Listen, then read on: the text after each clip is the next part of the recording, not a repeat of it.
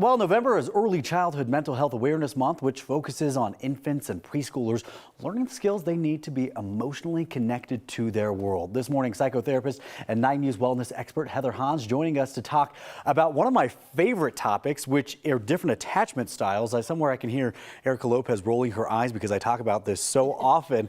But usually we're talking about this in adults. I've never talked about this when we're talking about little tiny kids. Yes, and actually this is where it all stems from, are those first few years of life. And so the main thing that creates a secure attachment in little ones is having that secure bond with their primary caregiver. And that makes them want to learn. It makes them want to be self-aware and considerate of other people and trust appropriately. And when they don't get that, they have what's called an insecure attachment style.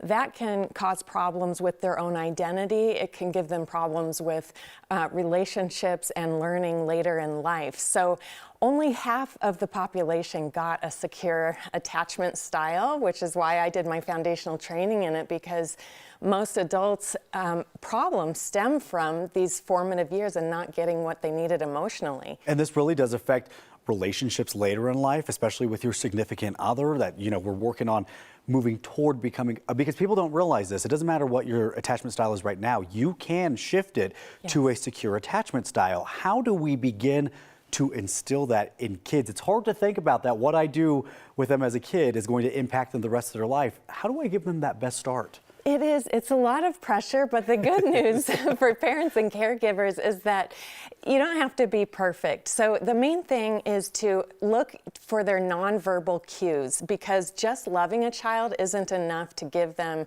a secure style. You really need to understand and respond to their nonverbal behavior. And over time, if you do that consistently, it will create that secure style in them. And when you mess up, all you need to do is just repair it and go back to observing and responding. And then another thing to do is learn how to manage your own emotional triggers and regulate your own emotions. That's the hard part. It is, right? And because kids model what they see their caregivers doing, and that's how they learn how to manage their own emotions. So some things that can help us be stronger in managing our emotions are having really good health habits, also mindfulness practices, learning how to switch your thoughts easily and quickly, and also just surrounding the kids with other very warm, positive influences. Yeah.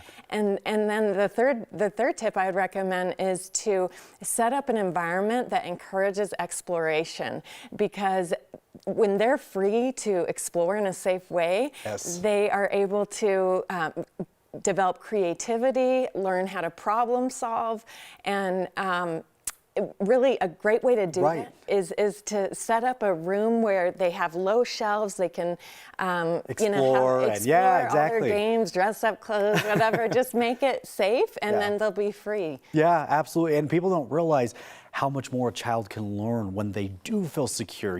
There's that whole study that when a parent was in the room, the child felt free to explore, then the parent leaves the room, and all that child is focusing on is, where did my foundation go again? Absolutely. So when you give that to them and you instill that in them, even when you're not in the room, it's so incredible. You know just as much about attachment It's my style. passion. I love this. Thank you. It's because I was a mess for a long time. That's the only reason I've studied it. That's what brings us wisdom, going through the hard times. And you bring us wisdom. Heather, thank you so much for being with us. We appreciate that.